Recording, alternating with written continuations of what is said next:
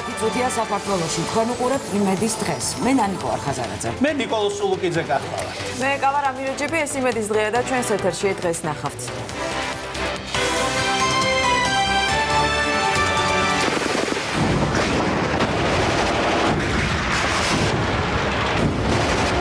ომი, რომელიც 13 თვესა და 13 დღეს გაგრძელდა.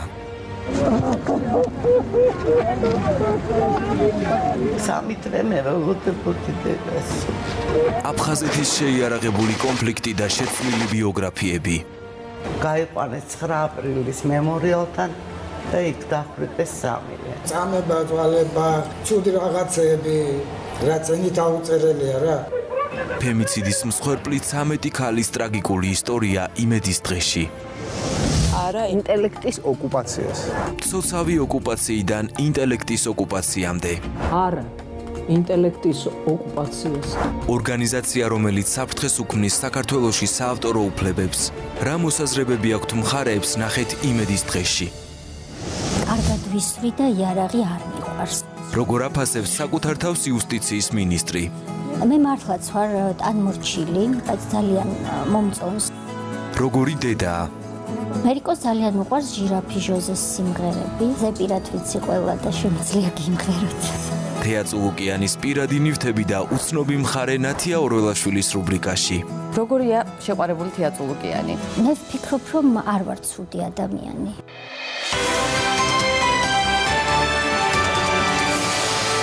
26 წელი გავიდა აფხაზეთის ომიდან დაკარგული ტერიტორიები და ომს შეწირული ადამიანები. კონფლიქტის დროს აფხაზეთის ტერიტორიაზე სულ დაღუპულია 3368 მშვიდობიანი მოქალაქე, აქედან 3150 ქართველი. დღეს ჩვენ მოვისმენთ აფხაზეთის ომის მსხვერპლ ქალებზე ისტორიებს, მოვისმენთ ამბებს, რომელიც გულგრილს ვერავის დაგვტოვებს. აქამდე ეს შემზარავი ისტორიები მხოლოდ ოჯახის წევრების და ახლობლების მეხსიერებაში იყო.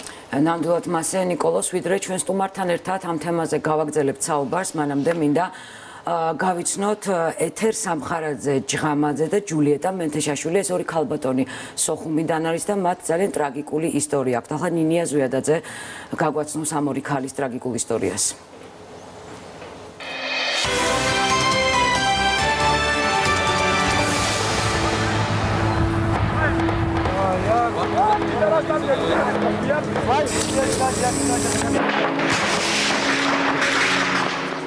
აფხაზეთის ომის დროს ძალიან დიდი მსხვერპლი იყო, როგორც ახალგაზრდობა, ისე ასაკიანი ხალხით, მაგრამ არანაკლები როლი მიუძღვეთ ქალებს, გოგონებს, რომლებაც მართლაც თავის შესწირეს ამ უაზრო ომს.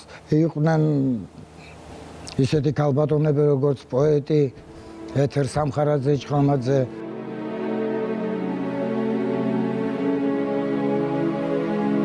ეს ალბომი დედასთან მქონდა, არ ვიცი როგორ აღმოჩნდა ეს სოხუმის ქუჩაში, სადღაც დაგდებული და რო ნახეს, ჩაიხუტეს ესე გულში და გამომიტანეს მე ზუგდიდში კარგახნის მერე. როცა სოხუმი დაეცა 27 სექტემბერს, მამა ინდილით მოკლეს ოჯახში.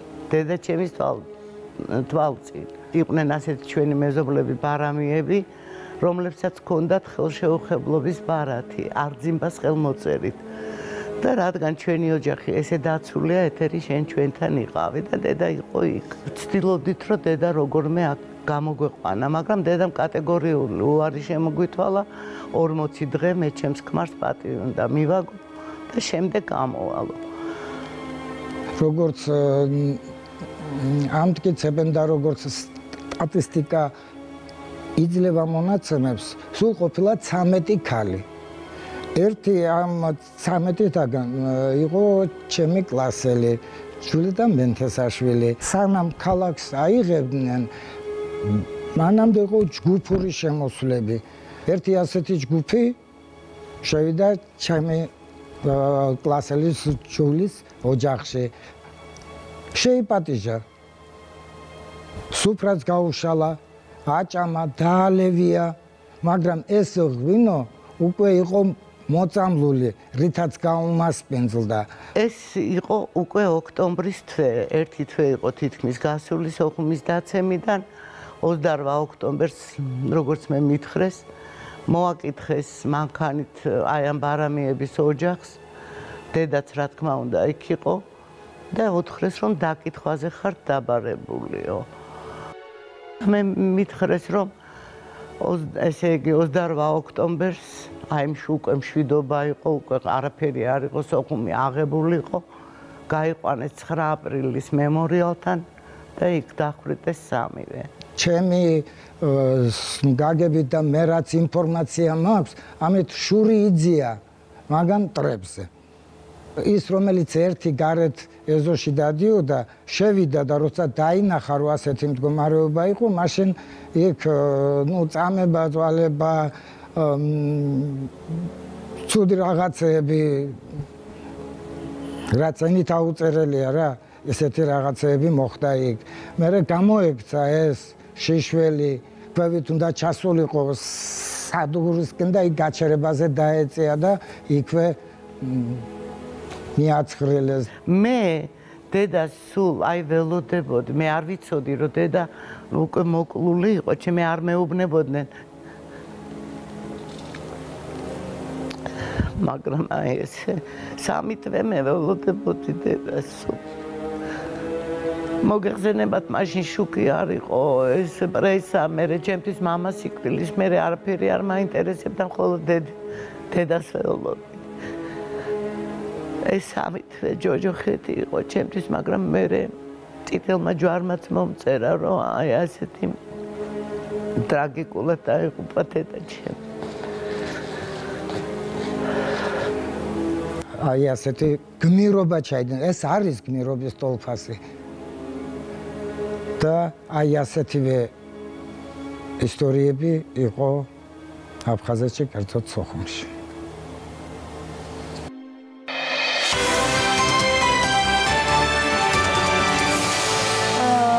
მადლობა ნინია ზვიადაძეს და მადლობა ჩვენი სიუჟეტის გმირებს პირველ რიგში, რომ აი ამ ტკივილის გახსენება შეძლეს მათ კიდევ ერთხელ კამერის წინ და აი ამ რაღაცა მოუშუშებელი იარების და ჭრილობების ხელახლა გახსნათ. ჩვენ ახლა უნდა მოვიწვიოთ სტუდიაში სტუმარი ია შალამბერიძე, ტრანსმედია პროექტის ავტორი, რომელმაც შეაგროვა 13 ქალის ისტორია, იმ ქალებისა, რომლებიც აფხაზეთის ომს ემსხვერპლნენ. ჩვენ გვიერთდება უკვე სტუმარი სტუდიაში. გამარჯობა. მოგესალმებით. ფემიციდი კონფლიქტის ზონაში, ეს არის ხო თქვენი ახალი პროექტი. პირველ რიგში რომ გითხრათ, თქვენ როგორ დაუკავშირდით, საიდან წამოვიდა ეს იდეა? კი ბატონო, მოგეხსენებთ პირველ რიგში დიდი მადლობა მოწვევისთვის, მოგესალმებით თქვენ, მივესალმები იმედის მაყურებელს. ტრანსმედია პროექტი ეს არის ძალიან დიდი პროექტის ქალთა მიმართ ძალადობის მონიტორინგის პროექტის ერთი ნაწილი. ეს პროექტი ხორციელდება საქართველოს საზოგადოებრივ საქმეთა ინსტიტუტის მიერ ევროკავშირის მხარდაჭერით. თუმცა თქვენ თავად თუ გაქვთ რაიმე შეხება სწორედ აფხაზეთის ომთან, ან თუ ყავთ დაღუპული ვინმე? ამ პროექტში, ქალთა მიმართ ძალადობის მონიტორინგის პროექტში და ზოგადად ფემიციდს ვაქცევთ ძალიან დიდ ყურადღებას, რადგან არის ქალთა მიმართ ძალადობის ყველაზე რადიკალური ფორმა. დიახ, და აი ამ ფემიციდის კვლევისას მოგეხსენებათ ახალი ტერმინია მაინც და არ არიან მეცნიერები შეჯერებული რა შეიძლება ჩაითვალოს ფემიციდად და რა შეიძლება არ ჩაითვალოს ფემიციდად. ამიტომ შეიქმნა ვენის დეკლარაცია, სადაც ფემიციდის და ქალთა მიმართ ძალადობის ეს ფორმები არის ძალიან მკვეთრად ხაზგასმით გამოყოფილი. მათ შორის ერთ-ერთი ძალიან განსაკუთრებული მნიშვნელოვანი ადგილი უჭირავს ქალთა და გოგონათა მკვლელობას შეიარაღებული კონფლიქტის კონტექსტში. აი მაშინ დავფიქრდი სწორედ რომ აი ამდენი შეიარაღებული კონფლიქტი გვაქვს ქვეყანაში. მე თვითონ ვარ ერთ-ერთი დაზარალებული აი ამ კონფლიქტით, მე გახლავართ აფხაზეთიდან, კერძოდ სოხუმიდან და მეც კი როგორც ერთ-ერთმა დაზარალებულმა ვიცი რამდენიმე შემთხვევა. ვიყავი 8 წლის და ამ ტრანსმედია პროექტში თქვენ ჩემს პირად მოგონებაზეც 8 წლის გახდით მაშინ. დიახ, და ნუ ვიფიქრე რომ ჩემს ირგვლივაც კი არსებობენ ესეთი მსხვერპლები, სასტიკი ძალადობის მსხვერპლები და რატომაც არ უნდა მოვაგროვოთ ეს ისტორია არის, რომელიც ძალიან ბევრმა ადამიანმა არ იცის. 8 წლის გოგონას მეხსიერებაში აი რა დარჩა ყველაზე მძაფრად და ყველაზე მკაფიოდ აი იმ პერიოდიდან. Იმიტომ რომ თქვა იმ ადამიანებისთვის ვის მაგალითად ჩემთვის მაინც ეს ამბები არის ის ამბები რომელსაც მიყვებიან მშობლები, ბებია, ბაბუა და აი თქვენ შემთხვევაში რა არის? აი თქვენ მაგალითად გიყვებიან და თქვენ იცით ამის შესახებ, მაგრამ მე შევხვდი ძალიან ბევრ სტუდენტს, ძალიან ბევრ ახალგაზრდას, რომლებმაც არ იციან ამის შესახებ. ანუ ისეთი თაობა არის, რომელსაც თქვა სკოლაში არ უსწავლია, ისტორიის წიგნში ეს არ ეწერა, როგორც ჩანს ოჯახშიც არ ესაუბრებიან, მაგრამ ეს ვერ მივაწერ იმას, რომ ადამიანებს არ აინტერესებთ. ეს არის ძალიან ტკივილიანი მოგონება. შეიძლება არ აკავშირებდეს ამ ახალ თაობას, მათ უბრალოდ შეხება არ ქონიათ და ძალიან უკვე, ნუ თუ ეს ჩემ ქვეყანაში მოხდა, ნუ თუ ეს საქართველოში მოხდა და ეს კიდევ უფრო მარწმუნებს, რომ მნიშვნელოვანი არის ასეთი პროექტების გაკეთება. და თქვენ არ მიეკუთვნებით არც ერთ ნაწილს, ანუ თქვენ უშუალოდ ხართ დაზარალებული და თქვენ უშუალოდ ვარ დაზარალებული. ძალიან მჭიდრო ძაფები და მოგონებები. რა უშუალოდ ეს მაინტერესებს თქვენგან. როგორ? თქვენ აი 8 წლის გოგონა, როგორ რა დარჩა თქვენს მეხსიერებაში ყველაზე მკაფიოდ და ყველაზე მძაფრად დღემდე, როცა გახსენდებათ ის პერიოდი ის დრო. მთელი მოგონება 27 სექტემბერი იყო, ზუსტად, როდესაც მე გამოვედი სოხუმიდან, იდგა ორი გემი და ერთმა გამოასწრო, რომელზეც მე ვიყავი, მეორე გემი ყველამ ვიცით ხო? მეორე გემი მთლიანად ტყვედ და იმ გემზე მყოფი ადამიანები ტყვედ იქნენ აყვანილი. ძალიან ბევრი მძაფრი მოგონება მაქვს. ალბათ ყველაზე მძაფრი იყო ის თვითმფრინავის მოგონება, რომელიც ტრანსმედია პროექტში არის. როდესაც ჩემ თვალწინ ჩამოაგდეს თვითმფრინავი და მე იმ პილოტის განწირული ხმა, რომ ჩვენ ვიღუპებით, მე მესმოდა აი ამ კაბინაში. დიახ, დაასრულეთ უბრალოდ.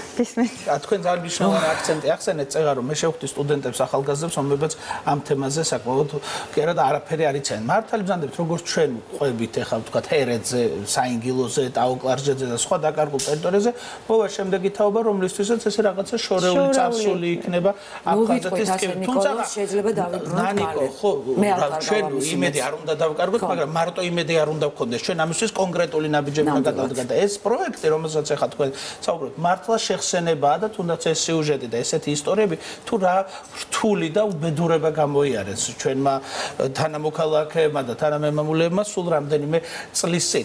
ძალიან საინტერესოა როგორ აღიქვავენ ამ ისტორიებს ახალგაზრდები, იგივე ის თქვენი სტუდენტები, რომლებისთვისაც დარწმუნებული ვარ ეს სრულიად ახალი ამბები. სხვათა შორის სხვადასხვაგვარად არიან ადამიანები, ვისაც ძალიან აინტერესებს, ვინც არ იცოდა, ვისაც ქონდა რაღაც ინფორმაცია და რაღაცა გაუღვივდა, იცით, უფრო მეტად ინტერესი, მოუნდა გვერდში დგომა, მოუნდა თავისი წვლილის შეტანა. არიან ადამიანები, ვინც ჯერ კიდევ ირიდებენ და არიან ის ადამიანებიც, რომლებმაც საკუთარ თავზე გამოსცადეს, თქვათ, ეს დაზარალებულები არიან ასევე და ისინიც ირიდებენ. მინდა ვთქვა, რომ აი ვიარე ყველა კომპაქტურად ჩასახლებულ საერთო საცხოვრებელში, სადაც დევნილები ცხოვრობენ და ჩემი ხელით ვაკრავდი პოსტერს, აი ღონისძიება, რომელიც ჩატარდა 15 მარტს და მიეძღვნა კონფლიქტის დროს დაღუპულ ქალებს, მინდოდა მოსულიყვნენ, მინდოდა გავსაუბრებოდი, ვტოვებდი პრეს-რელიზებს და ვესაუბრებოდი ამ ადამიანებს და აი იქაც რეაქცია სხვადასხვაგვარი იყო, მაგრამ აი რაც რისი ძალიან სიმართლე გითხრათ შემეშინდა, ყველანი ვართ კი იმედგაცრუებულები წლების განმავლობაში, მაგრამ აი შევხვდი ძალიან ბევრ იმედგაცრუებით დაღლილ ადამიანს. აი ეს უკვე სადღაც შიშს იწვევს შენში, რომ აი იცით მიდრეკილი ასეთი ადამიანი უმოქმედობისკენ და შეიძლება შანსი რომ შეეგუოს, ხო? და შეეჩვენოს. აი უკვე თითქოს შეგუებულია რაღაცას, მაგრამ აი ხსნასაც ვეღარაფერში ვეღარ ხედავს, მაგრამ ორი წელი გავიდა მას შემდეგ და ის ადამიანები ალბათ ოჯახის წევრები ხსენებენ. 25 წელი გავიდა და ნუ რაღა მნიშვნელობა აქვს ამის, ზუსტად ახლა არის ამის დრო 25 წელი გავიდა, მაგრამ ხშირად ვეუბნები ასეთ ადამიანებს, რომ როდის მოიშუშეთ ეს იარები. ხო, კი გავიდა 25 წელი, მაგრამ გადაუმუშავებელია ეს ტრავმა. გამოუხატავი ემოციებია. მომას ჭირდება ვენტილაცია, რომ რაღაცნაირად მოხდეს ამის რაღაც მახინჯ ფორმას იძენს უკვე და ამას უკვე ვიმკით აი ამ უმოქმედობას ნებისმიერი ადამიანის სახით, რომელიც აი ეგრეთ წოდებული საზღვრის გადაკვეთის ბრალდებით გადაყავთ, გვიბრუნებენ, არ ვიცი, ორგანოებ ამოცილ ადამიანებს, ამაზე მეტი ღირსების შელახვა ქვეყნისთვის მართლა არ ვიცი რა არის და უბრალოდ რაღაც ძალიან მარტივად რო ვთქვათ, ხო? ძალიან მარტივი შედარება რომ მოვიყვანო, წარმოვიდგინოთ ყველამ, რომ აი გვაქვს ჭრილობა ხელზე. არ გვინდა წარმოდგენა ბევრმა კარგად ვიცით. აუცილებელია რომ წარმოვიდგინოთ და მოვახდინოთ იდენტიფიცირება. და ჩვენ რაღაც შევფუთავთ ამ ჭრილობას ლამაზად და გავიხედავთ საერთოდ რაღაც მიმზიდველი ფერებისკენ. ეს არ ნიშნავს იმას, რომ ეს ჭრილობა მოშუშდა. ეს ნიშნავს იმას, რომ ის პროგრესირებს. თუმცა აუცილებელია აქცენტის და ჩვენ სიღრმეში ეს არის სიმპტომური მკურნალობა ადგილზე ვიშუშებთ იარებს. მნიშვნელოვანია, რომ თუ ვინმე ვხედავთ მოუწოდოთ ერთმანეთს, რომ აი აქ გვაქვს პრობლემა, მერე გავიხედოთ და სწორედ ამიტომ ალბათ თქვენ შეაგროვეთ 13 ქალის ტრაგიკული ისტორია და რატომ 13 ალბათ რთული მისახვედრი არ იქნება, ხო? არ იქნება რთული მისახვედრი, მაგრამ მაინც ვიტყვი, შეიძლება ვინმესთვის იყოს 13 თვესა და 13 დღეს გაგრძელდა ეს ომი და სიმბოლურად ავიღეთ 13, რა თქმა უნდა, გაცილებით მეტია და უკვე გვაქვს გაცილებით მეტი. იმავე ღონისძიებაზე შემოგვივიდა სადღაც 25-მდე ისტორია, რაც ჩემთვის უფრო მეტი გინდოდათ. ვერ გეტყვით, მე მეტს ველოდი, ჩემი დევნილებისგან, მე თანადგომას ველოდი, იგივე იმ ადამიანებისგან, რომლებსაც მე ვფიქრობ, რომ მათი ვალი იყო იქ ყოფილიყვნენ, მაგრამ სამწუხაროდ მე ცნობადი სახეები იქ ვერ ვნახე. თუმცა ალბათ არ უნდა გავამტყუნოთ ეს ადამიანები, ესეც მათი არჩევანია, იმიტომ რომ ზუსტად იმიტომ რომ დღემდე ასე ტკივად და ასეთი რთულია დღემდე იმ ყველაფრის გახსენება შეიძლება ზუსტად ეს არის იმის მიზეზი რომ უჭირს ისე უკან დაბრუნება ასე რომ მაგრამ მოდი დაუბრუნდეთ ამ გვერდს რომელიც ყველასთვის ხელმისაწვდომია თქვენ თავისუფლად შეგიძლიათ შებრძანდეთ და ნახავთ აქ ომის ქრონიკებს ძალიან მარტივია ეს გვერდი მეგობრებო კი ნავიგაციის სისტემით არის აქ არის 13 პატარა ნიშნული რაც იმას ნიშნავს რომ თითოეულზე ხელის დაჭერით ჩვენ პირდაპირ ვეცნობით მორიგი ქალის ტრაგიკულ ისტორიას აქ მაგალითად მოცემული 1993 წლის ივნისის ისტორია მოდი მე ქალბატონ ლეილაზეა საუბარი და ასე თქვენ შეგიძლიათ ჩაუყვეთ და ძალიან მშვიდად გაეცნოთ იმ ისტორიებს რომელიც რეალურად მოხდა ჩვენს რეალობაში და რომელმაც ძალიან დიდი კვალი დატოვა როგორც მათზე დიახ ქრონოლოგიურად არის დაალაგებული როდის ხდებოდა სად ხდებოდა ასევე რუკაზე და მოგონებას ადამიანს რომელიც იმ დროს იქ იყო სხვათა შორის ძალიან გააქტიურდა ამ ბოლო დროს ტრანსფორმაციები იგივე თეატრალური თუ კინო მიმართულებით სულ ცოტა ხნის წინ ჯიული შარტავას თემაზე დადგა რუსთავის თეატრმა ძალიან საინტერესო სპექტაკლი რომელიც წარმოადგენს კიდევაც სოხუმის თეატრში რომელიც ახლა გაიხსნა და მე მინდა მიულოცო სოხუმის თეატრს და უსურო რომ სოხუმში მალე დაბრუნდნენ და გააგრძელონ აი ხა კადრშიც ნახავთ ჩვენ იმ სკვერს რომელიც გაიხსნა და სწორედ ამ ქალბატონების ხსოვნას მიეძღვნა თბილისში უზნაძის ქუჩაზე მათ ხსოვნის უკტავსაყოფად გაიხსნა აი ჯანო იზორიას ვხედავთ ახლა ჩვენ და 13 ტიტა დაურგეთ ჩვენც იქ სიმბოლურად და დანარჩენი გავატანეთ ადამიანებს და აქვე უნდა აღნიშნო აუცილებლად ძალიან საინტერესო პროექტი დაიწყო ზუგდიდის თეატრმა ესეთი სახელწოდებით უღელტეხილი რომელიც ასახავს იმ ტრაგიკულ გზას რომელიც გამოიარეს სოხუმიდან გამოდევნილმა ქართველებმა და სოციალურ და დოკუმენტურ დრამატურგიაზე იგება ეს ტექსტი და მე დარწმუნებული ვარ რომ აი ესეთი სპექტაკლები და ესეთი სახელოვნებო სივრცეში გადასული ინსპირაციებით უკვე უფრო ახლო და მძაფრად დაინახავს ახალგაზრდობა ამ პრობლემას. იმიტომ რომ ეს თემა არის აქტუალური. ამ შემთხვევაში ალბათ არის ძალიან ბევრი დაზარალებული ოჯახი, რომელსაც აქვს ასევე ტრაგიკული ისტორია. თქვენ აგრძელებთ ამ პროექტის გაკეთებას. თქვენ გსურთ რომ ეს ისტორიები ასე უკდავყოთ როგორც ეს 13 ქალის ისტორია. რა თქმა უნდა, ეს არის პირველი ეტაპი, ამით არ დასრულებულა. ეს არის ხანგრძლივი კამპანია და ველოდებით ადამიანებს რომ მოგწერონ ვებგვერდზე femicide-ში, თუნდაც პირადად მომწერეთ მე გაგზავნეთ ისტორიები საქართველოს საზოგადოებრივ საქმეთა ინსტიტუტში ყველა მოვა ჩვენამდე უკლებლივ და შემდეგი ეტაპი თუ ჩვენ ამას დავაარქივებთ, ჩვენ ამას მოვავლით და მივცემთ ასე ვთქვათ სიცოცხლის ახალ ფორმას. აუცილებლად მინდა ვთქვა რომ ამ კამპანიის მიზანი არ არის გლოვის, ეს კამპანიის მიზანია რომ გავიხსენოთ ეს ადამიანები, შემოუნახოთ მომავალ თაობებს და გადავამუშაოთ ერთხელ და სამუდამოდ ეს ომის ტრავმა რომელიც ღია ჭრილობად ატყვია ჩვენს ქვეყანას. მე პირადად მყავს დაღუპული ქალბატონი გულიკო რომელიც გულრიფში ცხოვრობდა და მეც 16 წელი აფხაზეთის იქით არ გამიხედავს, არ ვიცოდი აჭარის არსებობის შესახებ და ჩვენ სექტემბერში წამოვედით და უკვე იქ გულიკო სწორედ ასე ტრაგიკულად მოკლეს თავის კარმიდამოში. მისი ნათესავები ახლა თბილისში არიან, როგორც ვიცი და თქვენ შეგიძლიათ მიმართოთ და მე პირადად ამას ვიზამ ეთერის მერე აუცილებლად და ქალბატონი გულიკოს ისტორიაც შევამატოთ ამ ქალების ტრაგიკულ მართლა ძალიან მძიმე ისტორიებს. ყველაზე ისეთი ემოციური თქვენთვის ამ შეხვედრებიდან და ამ ისტორიების მოსმენის შემდეგ ყველაზე ისეთი მძაფრი რომელი იყო თუ შეგიძლიათ. მადლობა ამ შეკითხვისთვის, რომ ისე არ ვტოვებ ამ ეთერს, რომ აუცილებლად მინდა აღნიშნო ერთი შეხვედრა, რომელიც ალბათ გარდამტეხი აღმოჩნდა არა მხოლოდ აი ამ ტრანსმედია პროექტის მზადების დროს, არამედ მთელი ცხოვრება მე მახსოვრება ეს შეხვედრა. ეს არის მე მაქვს მისგან ამის უფლება და ვიტყვი მის სახელს და გვარს. ეს არის ქალბატონი მარინა ნაჭყებია, რომელიც არის ჩემი გმირი და ჩემი დროის გმირი, ადამიანი, რომელმაც ის გადარჩენილია, ის ცოცხალია, მადლობა ღმერთს. და ეს ადამიანი არის ქალბატონი, რომელმაც საკუთარი სხეულით, საკუთარ ტყავზე გამოსცადა აგრესია ოკუპანტის აგრესია მტრის და თავისი ბეწვზე გადარჩენილი სიცოცხლე მან მიუძღვნა მთლიანად გმირების, აფხაზეთის ომში დაღუპული გმირების სახელების უკდავყოფას. ის დღეს არსად არ მუშაობს, მაგრამ დილა უთენდება აი ამ გმირების სახელების უკდავყოფით და საღამოც თავდება აი ამ გმირების სახელების უკდავყოფით და ის ამბობს, რომ მე გადავრჩი, იმიტომ რომ მომავალ თაობას შეუნახო გმირების სახელების აგროვებს ინფორმაციას აფხაზეთის ომში დაღუპულ ადამიანებზე და ავრცელებს. ეს არის ჩემი გმირი ნამდვილად.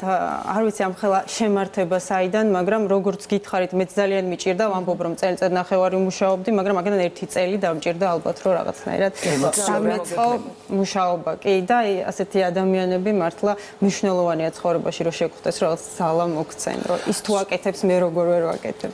არ შემიძლია ვიჩდეთ ახლა ამ სტუდიაში ვსაუბრობდეთ აფხაზეთის თემაზე ქალბატონებზე და არ ვახსენოთ სოხუმის თეატრის მსახიობი ქალბატონი ლორინა პაპუაშვილი, რომელსაც ომის დროს მიუსვენეს სახლში შვილი, ომის დროს დაღუპული და მისი მეუღლემ რო ნახა რა უბედურება მოხდა მათ ოჯახში, შვილი და გავიდა აივანზე და მე-9 საათიდან გადახდა და ეს ორი მიცვალებული ამოვიდა ეს ქალბატონი ამ საშინელი გზით ნანიკო პატივი მიაგო ქმრის მეუღლის ხსოვნას და ესე ტრაგიკულად გააგრძელა თბილისში ცხოვრება, რომელიც სულ რაღაცა მაგალითი იყო ჩემთვის, როგორ უნდა შეინარჩუნო ღირსება და როგორ უნდა იცხოვრო ტრაგედიასთან ერთად და ამ ტრაგედიის გაღრმავებას მოახმარო შენი ცხოვრება, იმიტომ რომ ეს ქალბატონი რაღაცა თავის მოგზალებული ცხოვრებით უყვებოდა ყველას იმ უბედურების შესახებ, რაც მოხდა აფხაზეთში. ძალიან მძიმე ჩვენ თანამშრომლებიც ყავს ქაჯაიებიდები, რომლებიც ჩვენთან მუშაობენ და ის გემი, რომელზეც თქვენ საუბრობდით, დედამისი ორსულად იყო იმ პერიოდში, ორი პატარა და ყავდა,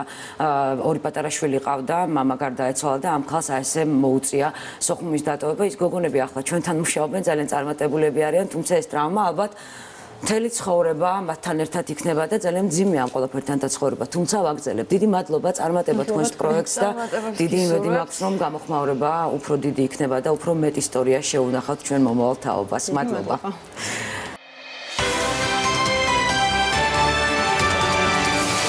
დაბრუნდა პირდაპირ ეთერში. ქალი, რომელიც კარგად ისვრის. ქალი, რომელსაც დალაშქრული აქვს არაერთი მწვერვალი. ასევე ქალი, რომელსაც არ უყვარს და მეცაც გეტყვით აღიზიანებს ანეკდოტები სვანებზე. და აქვე მანზე პირადიცის ჟირაფ ჟოზეს სიმღერა და ახსოვს პატარაობის ლექსები.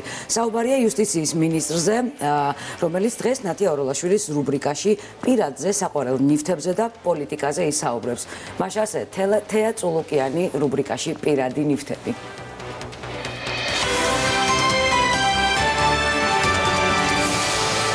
ადამიანი შესანიშნავად ისვრის, თუმცა ვერ იტანს სიარაღს. 20 კილოგრამიანი ზურგჩანთით მოიარა ევერესტი და კილიმანჯარო არადა თვითონ 2 ასეთი ზურგჩანთის წონა მხოლოდ და არ გადადგა. თეა წულუკიანი, პროფესია, საჯარო ადმინისტრაციის მაგისტრი, საერთაშორისო სამართლისა და ურთიერთობების სპეციალისტი, სახელმწიფო მართვის მაგისტრი. ასაკი 44 წლის, მეუღლე ნუგზარ კაკულია. შვილი მერი კაკულია. ჰობი მოგზაურობა, თამსვლელობა. ერთ-ერთი ყველაზე სტაჟიანი მინისტრი 2012 წლიდან თეა წულუკიანია დღეს ჩვენი მასპინძელი და მისი შვილი მერიკო, რომელიც აქ დადის, მაგრამ მოვამალი ალბათ ჩვენთან. გამარჯობა ქალბატონო. მოგესალმებით. ძალიან საინტერესო ნივთები მოგვიტანეთ და პირველი რაც თვალში მომხვდა არის ჩემი პირველი მასწავლებელი და მეგობრები. როდესაც ფიქრობდი რა შეიძლება ნივთებს შორის გამოვყო, რა თქმა უნდა პირველ რიგში ვიფიქრე იმ ადამიანებზე, ვინც ჩვენს ჩამოყალიბებაში მონაწილეობა მიიღო. ესენი არიან, რა თქმა უნდა, პირველი მასწავლებელი, მეგობრები. რა ერქვა თქვენს მასწავლებელს? ქალბატონი გულიკო თოფურია, რომელიც როდესაც ვაბრაზებდით, დღესაც მახსოვს, რომ იმენა წინდა რომ ტიროდა და გვეუბნებოდა, რომ ცხოვრებაში ცუდად ქცევა არ შეიძლებაო და იმედი მაქვს, რომ ის როდესაც დღეს ჩვენ გვიყურებს, არ ცხენია ჩვენი და თვალზე ცრემლი არ მოსდის ჩვენი ქცევის გამო. ცელქი იყავით? მე არ ვიყავი ცელქი, ჩუმი ვიყავი. ხანდახან ჩემ თავს იმასაც ვატყობდი, რომ მინდოდა ცუდად მოქცეულიყავი, მაგრამ რა კითხლებოდა რომ მე კარგი მოსწავლე ვიყავი, პასუხისმგებლობის გამო თავს ვიკავებდი ასეთი ქცევისგან. კარგი გოგოობა გზღუდავდათ. ზღუდავდა საშინლად, დიახ. მაგრამ თუ გადავწყვეტდი რომ კლასელებისთვის მხარი ამება, რაც ალბათ 10 წლის მანძილზე 1-2 თუ მომხდარა, მართლაც შემეძლო ხოლმე ცუდი ქცევა. ეს იყო შატალო ალბათ. შატალო, დიმაუშკა გაგიშვიათ კლასში? მე არ გამიშვია, მაგრამ ასე ვთქვათ, დამიფარავს დიმაუშკის გაშვების ფაქტი. შეუტყობინებლობა. დიახ, შეუტყობინებლობა, რის გამოც სამასწავლებლოში დავსჯილვარ კიდეც. ბაბუას ხასიათი მაქვს, ისიც კარგი ჯიქი იყო, უდრეკი და უხიაგი, მაგრამ დიდი ხუმარა, ხანდახან ცინიკოსიც. თქვენ თქვით ერთ-ერთ ინტერვიუში. საერთოდ ბებიებმა და ბაბუებმა ჩემზე ძალიან დიდი გავლენა იქონიეს. ბაბუა იყო ის ადამიანი, ვინც პირველად სკოლაში, სულ პირველ სექტემბერს სკოლიდან გამომიყვანა, ხოლო დილით მამამ წამიყვანა, ასე გაინაწილეს როლები. 81 წლის 1 სექტემბერია, როდესაც მე და ბაბუა ალექსანდრე შანიძე ბრუნდებით სკოლიდან და როდესაც ეს ფოტო სახლში რომ მოიტანეს, დედა ჩემმა თქვა რომ უირამხელა ჩანთა გამიტანები ამ ბავშვისთვის სკოლაშიო და ფოტოს მიხედვით მიხვდა რომ ჩანთა ჩემსავით ჩემზე თითქმის დიდი იყო და მძიმეც ძალიან კარგად მახსოვს მისი წონაც. რაც შეეხება მამის მხრიდან ბებია ბაბუას, ისინი სვანეთში ცხოვრობდნენ, ზაფხულს იქ ვატარებდით ხოლმე. იქ ვნახე პირველად როგორ შეიძლება ადამიანები მთელი ცხოვრება ებრძოდნენ ბუნებას. როგორ შეიძლება რომ მიუხედავად მრავალი გასაჭირისა და რთული ცხოვრებისა იყვნენ კეთილები, მუდამ სხვას ეხმარებოდნენ, იყვნენ უტეხები. თქვენც მებრძოლი ხასიათი გაქვთ. ამაში რა თქმა უნდა დიდი წვლილი არის ჩემი კუთხის, ჩემი წინაპრების, მაგრამ ასევე დედის მხრიდანაც მე მყავდა ბებია, რომელსაც ერქვა მერი, რომლის სახელიც დავარქვი ჩემს შვილს. და რომელიც იყო საოცრად ბრძოლის უნარიანი ქალი. ყველას ცხოვრებაში დგება დრო, როდესაც შენს ხასიათს აჩვენებ. მაგალითად საფრანგეთში სწავლის გაგრძელება მინდოდა სტუდენტობისას და ოჯახს უკვე აღარ მოსწონდა, იმიტომ რომ თავიდან თვითონ გამიშვეს. დედის და მამის გადაწყვეტილებით ჯერ კიდევ საბჭოთა დროს საფრანგეთის საშუალო სკოლაში სასწავლებლად. და რომ დავბრუნდი, უხაროდათ და აღარ უნდათ რომ წავსულიყავი და აქ მე მყავს ასევე მოყვანილი ფოტოზე, რა თქმა უნდა, ჩემი სვანი ბებია. სწორედ ეს ბებია იყო, ვინც ამბობდა, რომ არავითარ შემთხვევაში მშობლებო შვილები არ გაუშვათ შორს. და განიცდი და ჯერ კიდევ ცოცხალი იყო, რომ თუ წავიდოდი, აღარ დავბრუნდებოდი და რომ დავბრუნდი, მე სულ ვახსენებდი, რომ რა კარგი იქნებოდა მეთქი რომ ცოცხალი ყოფილიყო, ნახავდა რომ შვილები მიდიან, მაგრამ აუცილებლად ბრუნდებიან სამშობლოში. მერიკო, რადგან გადაწყვიტა რომ ჩვენთან მოსულიყო, მოდი გავიცნოთ ახლა ის უფრო კარგად, როგორი გოგოა მერიკო და როგორ შეგცვალათ მერიკოს დაბადება. მერიკო არის ჩემთვის ყველაზე ძვირფასი ადამიანი, ჩემს მეუღლესთან ერთად, რა თქმა უნდა, ორი კაკულია. მერიკომ გვარიც იცის უკვე ახლა არ ვიცი ცხენიან და შეიძლება არ თქვას. სადოთაბა რა გვარი ხარ მერიკო? მერიკო რა გვარი ხარ? ჯერ არ უნდა. წავიდა სცენიდან. მერიკოს დაბადებამ ყველა შეგვცვალა, რა თქმა უნდა. მის ცხოვრებას ვცდილობ ავეწყო იმ გაგებით, რომ საღამოს აუცილებლად მასთან ერთად ვარ, შაბათ-კვირასაც ვცდილობ რომ უმრავლესობა დრო მასთან გავატარო. და ისიც მოვახერხე პრემიერ-მინისტრთან შეთანხმებით, რომ ორი თვე ყოფილიყავი დეკრეტულ შვებულებაში, უფრო მეტი არ გამოვიდა, იმიტომ რომ დაბადების შემდეგ, რა თქმა უნდა, პირველი კვირები არის უმნიშვნელოვანესი, რომ დედამ და შვილმა ერთად გაატარონ ეს ქმნის გარკვეულ ურყევ ბომულს და კავშირს, რაც მერე გვეხმარება, რომ ხშირად ვერ ვხედავთ ერთმანეთს, რომ ეს ბმული მაინც არსებობდეს. აი მე მოვიტანე ჩემი საყვარელი თოჯინა ბავშვობის, რომელიც ახლა მერიკოს ვაჩუქე და რომ შევხედავ სინათლე და სითბო და მზე მომდის, ასე ვთქვათ, თვალებშიც და განცდაც ასეთი მაქვს, იმიტომ რომ მამა მაჩუქა, პატარა ვიყავი და მაშინ საბჭოთა დროს ყველა თოჯინა ერთნაირი იყო, ყველა სათამაშო თითქოს ერთნაირი იყო და ეს რაღაცნაირად განსხვავებული თოჯინა იყო და თან პატარა და საყვარელი. მე ხანდახან მერიკოსაც ვამსგავსებ და დავატარებ ერთს პატარა თოჯინას და მეორეს დიდს შედარებით. აი.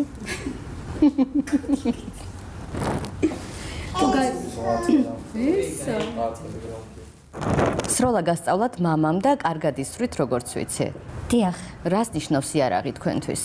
კარგად ვისვრი და იარაღი არ მიყვარს. მით უმეტეს, როდესაც შეხება მაქვს თუნდაც ჩემი უფლებამოსილების ფარგლებში მამაკაცებთან, ვისაც ან იარაღი უნდა გაიცეს, ან ზოგიერთ მათგანს არ დავმალავ და ვიტყვი, რა გარკვეული ვნება აქვს იმისკენ, რომ მინისტრმა მასზე იარაღი გასცეს და ეს მეღიმება ხოლმე, იმიტომ რომ თქვი, რომ კაცი უიარაღოთაც კაცია თუ ის ვაჟკაცია.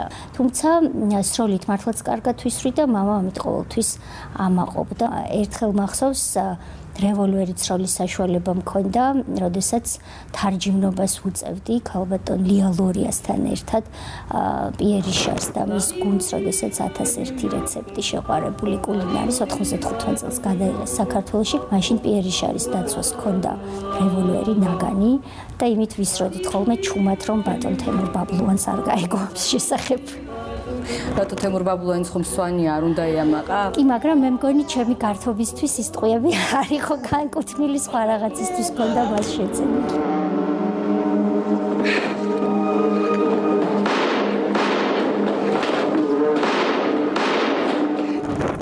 ეს არის გედი, რომელიც მაჩუკა ილია მეორემ, როდესაც დაბრუნდი საქართველოში და პოლიტიკაში ჩავერთე. არ გატეხო, კარგი. გეხვეწ ბირა არ გატეხო. მოგწონს.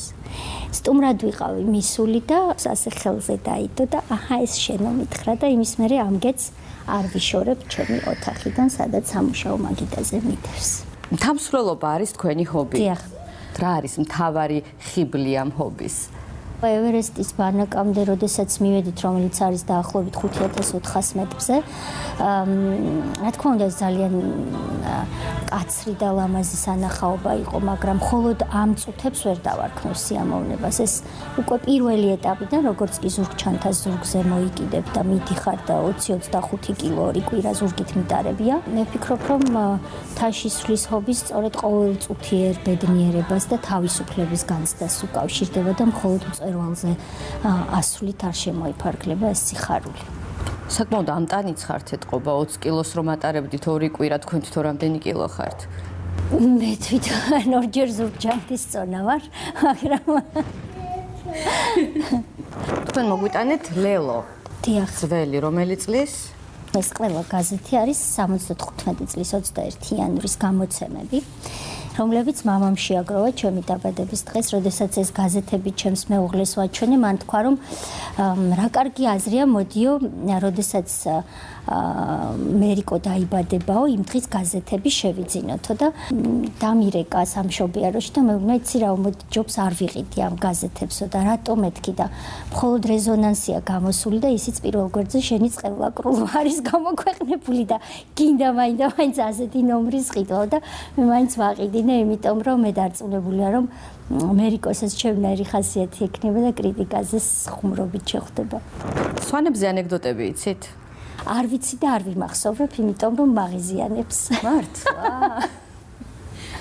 გარდა ერთი შემთხვევისა, როდესაც ამ ანეკდოტებს სოზარ სუბარს უყვები, იმიტომ რომ ის ჩემზე უფრო ბრაზდება და მე ამაზე ძალიან ვერთობი. აი ხე როგორ არ გკითხოთ, ემზარკვიციანი რომ ლაივში ჩაერთო.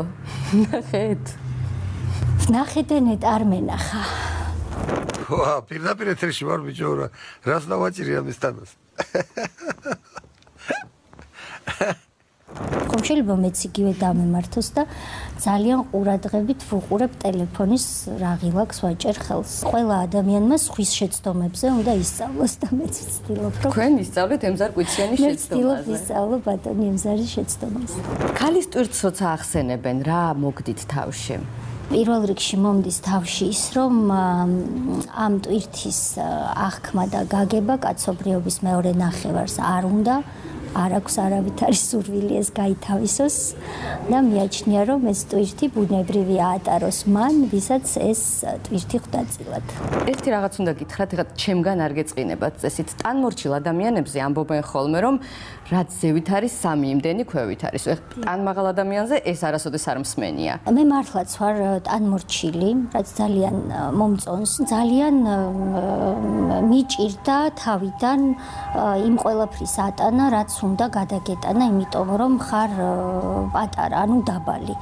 მაგალითად გასმევდნენ უამრავ რამეს, დაწყებული ჭარხლიდან დამთავრებული ხაჭო და მაწონი ერთად არეული, რომელშიც იყო შერეული საბჭოთა აფთიაქში ნაყიდი კალცი. იცით ეს როგორი გემოა? საბჭოთა დროს იყო სტიგმა, სკოლაში იყო მუდმივად უნდა ყოფილიყავი მაღალი, ტანადი, ლამაზი, ძლიერი. მე ამ კრიტერიუმებს რა თქმა უნდა არასდროს და ვერასდროს ვიტყვი ვერ ვაკმაყოფილებდი, თუმცა ყოველთვის ვიყავი ჩემ თავთან კომფორტში. ხო და თქვენ გამოდექით ძალიან ფესვმაგარი მინისტრი. იმიტომ რომ 2012 წლიდან ხართ მინისტრთა კაბინეტში, ორი მინისტრია სულ ასეთი, თქვენ და დავით სერგეენკო. როგორ ფიქრობთ, რატომ?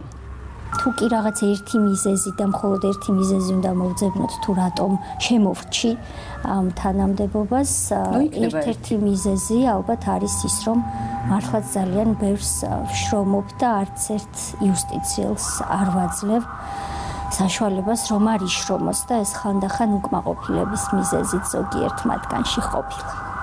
სამი წიგნია, რომელიც ისევ იმ ადამიანს უკავშირდება, ვინც 1 სექტემბერს სკოლიდან წამომიყვანა, ეს არის ალექსანდრე შარიძე ბაბუა, რომელიც პოეტი იყო. 1971 წელს გამოცემული წიგნია და მასში არის საუბარი იმაზე, თუ როგორ ირჩევდნენ ცხოველები ლომს და როგორ გააყალბა არჩევნები მელამ, მიდგა-მოდგა ეშმაკურად მოიკაკვა წელში, დასოროში გადაუშვა თხილი, ერთი პეშვი და ასე გააყალბა არჩევნები. ბიულეტენები ჩაყარა. მერე მოვიდა დამკვირვებელი შველი, ბოლოს შველი უწყინარი იჭმეულად ამბობს. ეს ასე არ მოხდებოდა, ვიცი უეშმაკოთ. ეს არის ბევრ ოჯახში ნახავთ ამ გამოცემას, კონკრეტულად ამ გამოცემას, ეს არის ვეფხისტყაოსანი, რომელიც ერთი წლის, როდესაც გავხდი, ბაბუამ მაჩუქა თავისი ლექსით და ბოლო კუპლეტი ლექსის მაგალითად არის ასეთი: დაელოცოს მომავლის გზა ჩემ პატარა თეას, რა ახალი წელი დადგა სიხარულის თვეა. თქვენი მეუღლე ნუგზარ კაკულია იუსტიციის სასწავლო ცენტრის დირექტორი იყო რამდენიმე წლის განმავლობაში და თან არის საქართველოში ოკინავური გოჯუ რიუ კარატე დოს ფედერაციის წევრი. ის არის მსოფლიო ჩემპიონი კარატეს ამ მიმდინარეობაში. თქვენ გაიმეორებთ ამ მიმდინარეობას? მსოფლიო ჩემპიონობას კარატეში. არა. რაც წავიკითხე. იცით რა, მე გავიმეორებ, იმიტომ რომ ვარჯიშობდი, რომ მესწავლა. ოკინავური გოჟურიუ კარატე. ანუ მე ვთქვი არასწორად. არა, თქვენ სწორად თქვით, უბრალოდ ცოტა ვარჯიში გჭირდებათ. კარგი, ვიმეცადინებ. მე ვიმეცადინე უკვე და ძლივს დავიმახსოვრე დიახ. როგორია შეყვარებული თეატრულუკიანი? მე ვფიქრობ, რომ არ ვარ ცუდი ადამიანი, მაგრამ მას უნდა გითხოთ, რამდენად კარგი ვარ. როდესაც მე ადამიანი მიყვარს ან პატივს ვცემ, ვარ აბსოლუტურად უანგარო, ხანდახან ამბობენ სიშტერემდე მისული უანგარობაც მჭირს და მე ვფიქრობ, რომ ამის გარეშე არ არსებობს სიყვარულით სავსე ცხოვრება, თუ კი ასეთი გინდა ადამიანს შესაბამისად. ეს არის ის, რაც ნამდვილად მახასიათებს, დანარჩენი ალბათ ჯობს, რომ მას გითხოთ. ასე ჩუმად ბრაზდებით ხოლმე? აი როგორ ჩუმადაც ლაპარაკობთ? მე ჩუმად ბრაზდები ხოლმე ძალიან დიდხანს და ეს ძალიან დიდი ნაკლი მაქვს. ბრაზდები ნელა ვითმენ ბევრს, ვიცინი ბევრს, როდესაც ბრაზდები და ზოგს გონია რომ ვხუმრობ. ეხლა ხომ არ ბრაზდები? არა, ეხლა არ ბრაზდები. ეხლა არ ბრაზდები, არა. მერიკო ისეთ ასაკშია ეხლა, რომ ძალიან ეყარება სიმღერები. ან ამოჩემებული სიმღერა ექნება რამე, რა უყვარს? მერიკოს ძალიან უყვარს ჟირაფი ჟოზეს სიმღერები.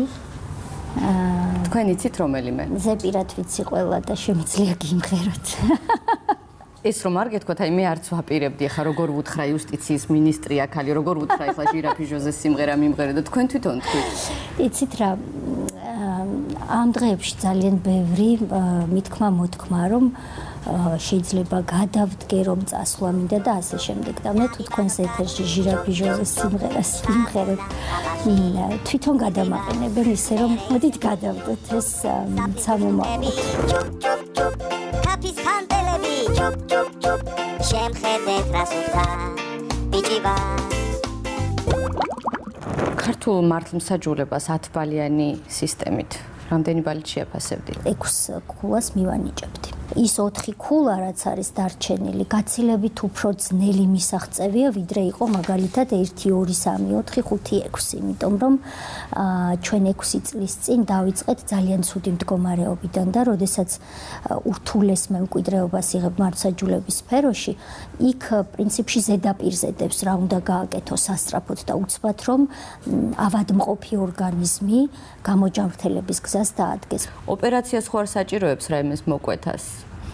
თუ ჩვენ ავადმყოფ ორგანიზმზე ოპერაციას გადავწყვეტთ, ეს უნდა გაგვეკეთებინა 2013 წელს, ამაზე ვიმსჯელეთ მაშინ და უმრავლესობის აზრი იყო გუნდის შიგნით, რომ ჩვენ რეაბილიტაციის, ფიზიოთერაპიის და სხვა ამგვარი მსუბუქი და უფრო ცივილური მეთოდებით გვევლოცინ, ვიდრე მოგვეკვეთა სხვადასხვა ორგანო, მაგალითად 1 ან 2 ან 3 ან 20 მოსამართლე. ხომ არ ნანობთ ახლა ამ გადასახედიდან, მაშინ რომ უფრო რადიკალურ ჩარევას არ მიმართეთ ოპერაციას? მე ვფიქრობ, რომ მე მივმართავდი მაშინ ამას და ვფიქრობ, რომ მე მაშინ ვწდებოდი. ქირურგიული ჩარევები მოიტანდა კიდევ უფრო დიდ სიმახინჯეებს, იმიტომ რომ მართლაც წინ გქონდა ხუმრობის გარეშეც ბატონი სააკაშვილის ეგრეთ წოდებული რეფორმა, რომელმაც ქირურგიული ჩარევით ბიჭრა, მოჭრა, დაკუწა ეს ორგანიზმი, გარეკა ადამიანები, სხვა სიტყვა ამას არ ერქვა, შინდა დაარქვა ამას რეფორმა. ჩვენ რომ იგივე გაგვეკეთებინა, მივიღებდით ისეთ სიტუაციას, რომ როდესაც უკვე გადავაბარებდით და ეს ჩვენი ერთ დღეს მოგვიწევს, რომ ახალგაზრდა ადამიანებს გადავაბაროთ მინისტრობა და ხელისუფლება, მათ გადავაბარებდით კიდევ უფრო დიდ სიმახინჯეს და პრობლემებს. კარგით და ბოლო ნივთზე გადავიდეთ. ეს არის მედალი. ეს არის მედალი ივანე ჯავახიშვილის სახელობის მედალი, რომელიც მე გადმომეცა თბილისის სახელმწიფო უნივერსიტეტის მიერ საქართველოსთვის ლევილის მამულის დაბრუნების საქმეში წვლილისთვის. ჩვენ ძალიან ბევრი ვიშრომეთ მართლაც ბატონი გელა დუმბაძის ხელმძღვანელობით, რომელიც მაშინ ჩემი კოლეგა მინისტრი იყო და რეალურად ბევრი თაობების შრომა მივიყვანეთ წარმატებულ დასასრულამდე და დიდი ჯილდოა მით უმეტეს რომ თსუ არის ის უნივერსიტეტი, რომლის კურსდამთავრებულიც გახლავართ და მაგიდატვირ თუ აქვს ამ მედალს ჩემთვის. წარმატებები, ძალიან დიდი მადლობა. დიდი მადლობა. რომ დრო გამონახეთ და მოხვედით. მადლობა თქვენ.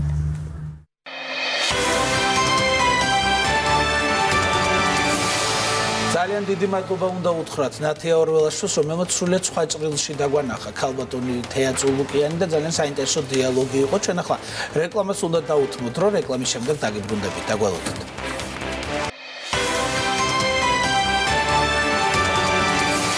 პირდაპირ ეთერში იმედის დღე აგრძელებს მუშაობას ქართველი კლასიკოსი, დიდებული მწერალი გურამ დოჩანაშვილი რამდენიმე დღეში 80 წლის გახდება. ჩვენ მთელი შემოქმედებითი ჯგუფის სახელით უსურვებთ და ძალიან ბევრ შემოქმედებით წარმატებას და რაც მთავარია პირველ რიგში ჯანმრთელობას უსურვებთ ბატონ გურამს.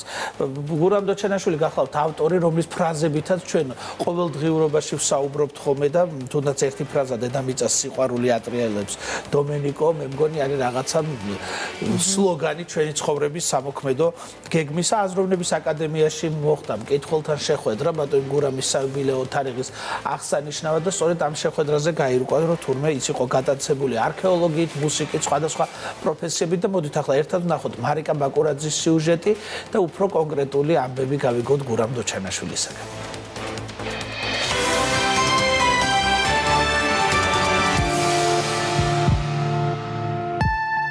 გილოცავთ 80 წლის იუბილეს. დიდი მადლობა, გეცე, დიდი მადლობა.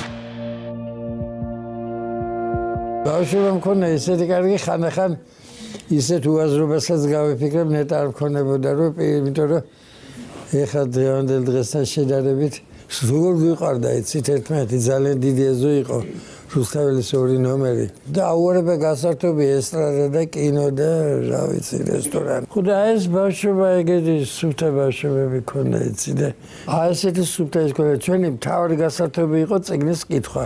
ყოველი ნორმალური წიგნის წაკითხვის შემდეგ ხდები ოდნავ უკეთესი ვიდრე ხარ, უფრო ჭკვიანი ვიდრე იყავი. და მე საერთოდ თანდათან ვწმუნდები რომ ადამიანისათვის ჭკუა აუცილებელია. და წიგნის კითხვისგან აი გასართობი როგორ დავარქვა, აი ღონისძიება ხერთ აღზდა და ის არაფერი, იმიტომ რომ მე ყოველთვის ამას ღრმა დარწმუნებული ვიძახი მე.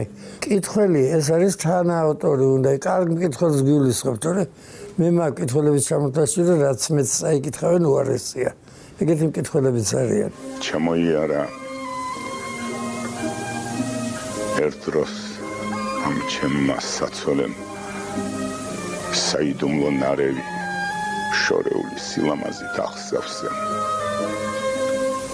როგორიცაა სიტყვა მოისფრო.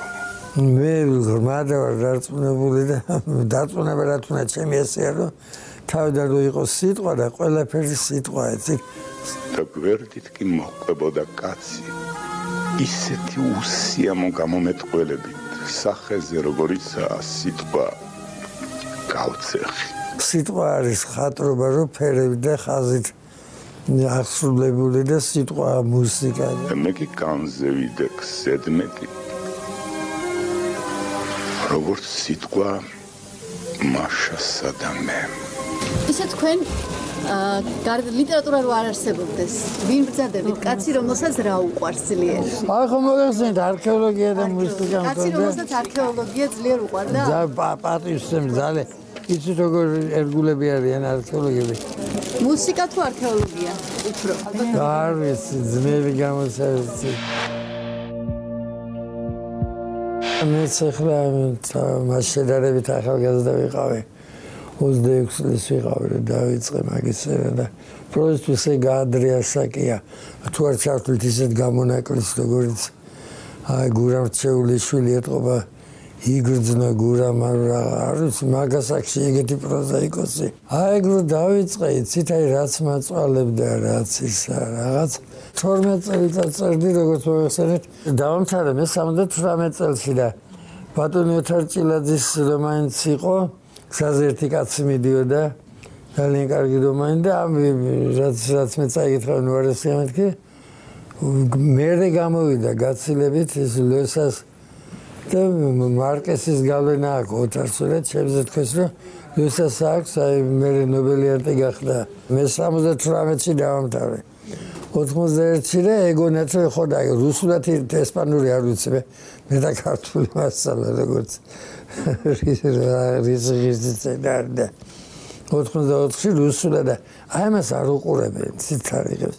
იყო 37 წლების პერიოდი და 37 წლების პერიოდი, შემდეგ იყო დიდი ჩავარდნა ლიტერატურაში და აი 70-იანი წლებიდან გამოჩნდით თქვენ, ჭილაძე, სამოსელი პირველი გზაზე ერთი კაცი მიდიოდა და დათა თუთაშხია, თქვა ეს სამი წიგნი რომ არ დაწერილიყო და აი თქვენ გარეთა კუთხით რო შეხედოთ სამოსელი პირველის მნიშვნელობას ქართული ლიტერატურისთვის, აი თქვენ როგორ შეაფასებთ? რა ის ისე აი კითხულობენ ეს საერთოდ დიდი დამსახურებაა. ყველა შეშარულია ეს. კიდე გეუბნებით რომ ბავშვებმა უფრო ადრე მიიღეს ვიდრე ბავშვების შობლება ეს. დედამიწა სიყვარული ატრიალებს ამას ხوار ჩავწერდი სკოლაში რომ ბიბლიაში იგულისხმება. მაგრამ ეს ღმერთის ის არის გამეორება უბრალოდ აი ოდნა მაინც ისა რომ დედამიწა ატრიალებს თავისით არაფერი არ ხდება.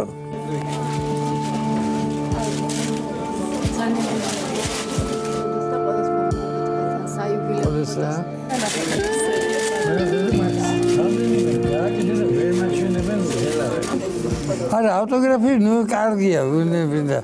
ეს ფოსურათის გადაღება არა და ეხლა უნდა მეთქო არა თქვენ წინმე აღარ ვიზა ფოტო უნდა გადავიღოთ ახალგაზრდა კარგი გარეგნობის სახეებს არც ერთი ვერ არც მეორე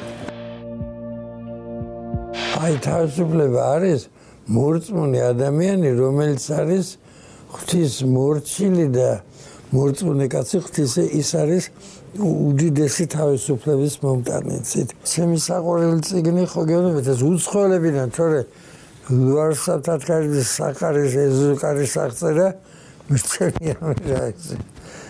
აი უცხოელებიდან მოგხსენე რა თქმა უნდა დონ კიხოტე.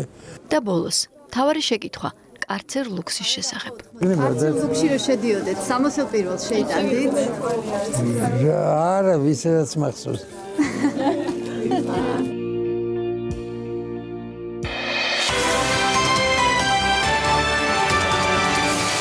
დიდი მადლობა მარიკა ბაკურაძეს და დიდი მადლობა ბატონ გურამ დოჩანაშვილს მთელი მისი შემოქმედებისთვის და იმ მემკვიდრეობისთვის, რომელსაც მოვლა პატრონობა ჭირდება და იმ საავტორო უფლებებისთვის, რომლის შესახებაც ახლა ჩვენ უნდა ვისაუბროთ და რომელსაც განსაკუთრებით უნდა მოუფრთხილდეთ.